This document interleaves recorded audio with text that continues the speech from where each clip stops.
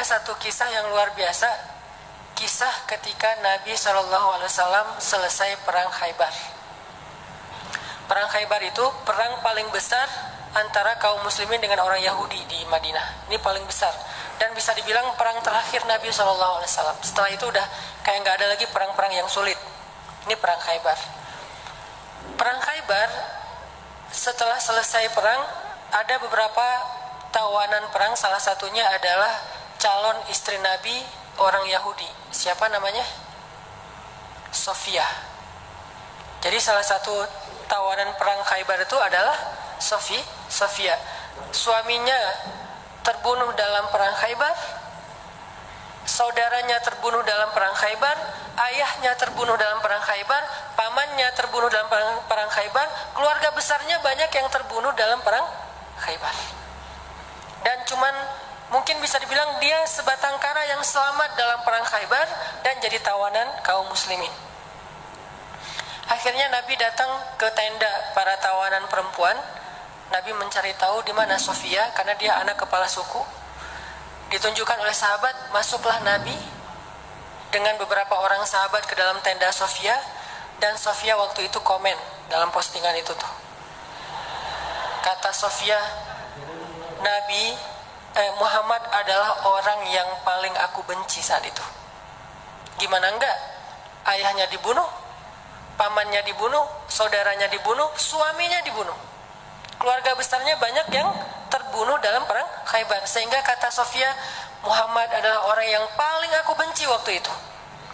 Jadi Nabi datang ke Sofia dalam kondisi Sofia itu lagi benci banget sama Nabi. Ngelihat wajah Nabi juga gak mau. Apalagi nge-follow. Ngelihat wajahnya aja gak mau. Kalau Nabi request mau follow, pasti di-block.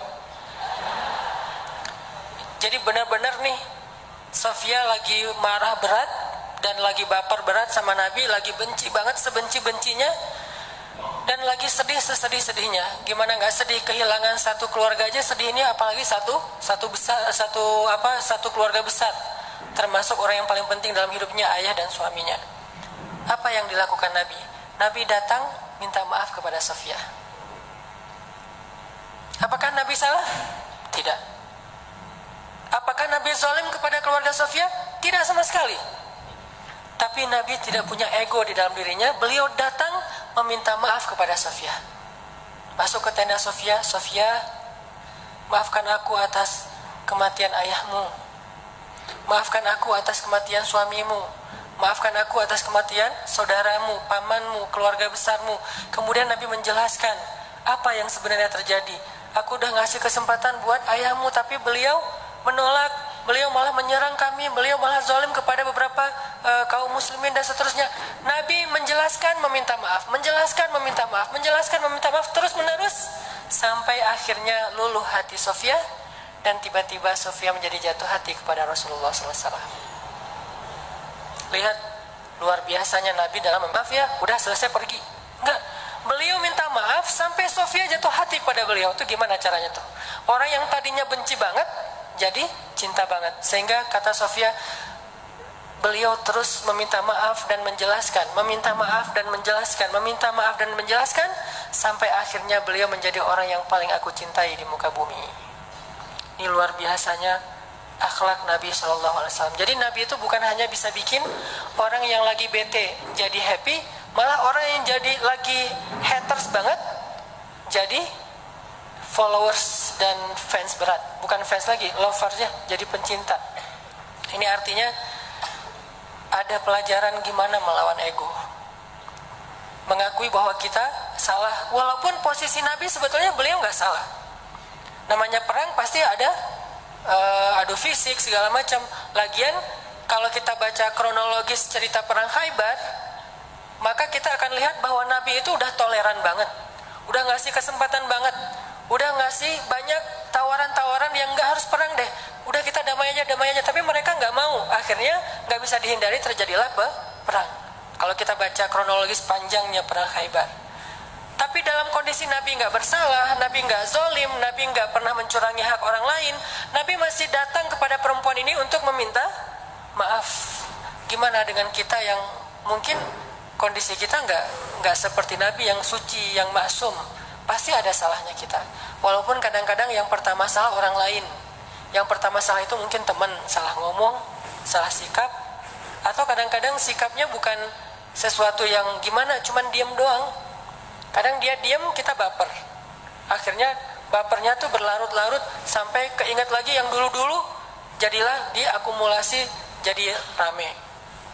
Emang sih dia dari dulu tuh kayak gitu, dibawa yang dulu-dulu. Padahal katanya dulu udah dimaafin, tapi masih dibawa lagi. Nah ini artinya kalau Nabi aja yang gak bersalah datang meminta maaf duluan, dan meminta maafnya tuh gak sekali, berjam-jam loh. Kalau kata periwayat cerita itu berjam-jam Nabi minta maaf, sampai membuat Sofia perlahan-lahan yang tadinya gak mau ngelihat, mulai ngelihat. Yang tadinya gak mau senyum, mulai matanya agak sedikit gak mau melotot lagi gitu. Terus lama-lama Sofia mulai antusias, lama-lama Sofia tersenyum, dan kemudian Sofia malah luluh hatinya, bahkan jatuh hati kepada Nabi. Bukan karena Nabi keren, kece, bukan, karena akhlaknya yang luar biasa. Baru Sofia mengakui kepada Nabi, mengatakan, beberapa malam yang lalu saya mimpi. Baru Sofia jujur, mimpi apa? Saya mimpi, dalam mimpi itu rembulan jatuh ke dalam pangkuan saya. Rembulan purnama banget jatuh ke dalam pangkuan Sofia. Lalu saya ceritakan mimpi ini kepada suami saya dipukul sama suami saya, ditampar sama suaminya. Kenapa? Karena suaminya tahu makna dari mimpi. Kata suaminya, kamu jangan macam-macam, kamu tertarik dengan laki-laki yang di Madinah, maksudnya Muhammad. Padahal Sofia nggak pernah tahu tentang Muhammad, tapi Allah ilhamkan lewat mimpi bahwa kelak Sofia itu akan menjadi salah satu yang mendampingi hidup Nabi Muhammad SAW.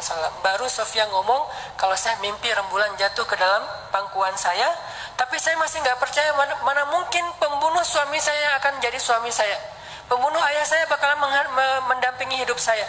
Tapi ketika melihat akhlak Nabi, semuanya berubah. Dialah yang paling layak untuk saya.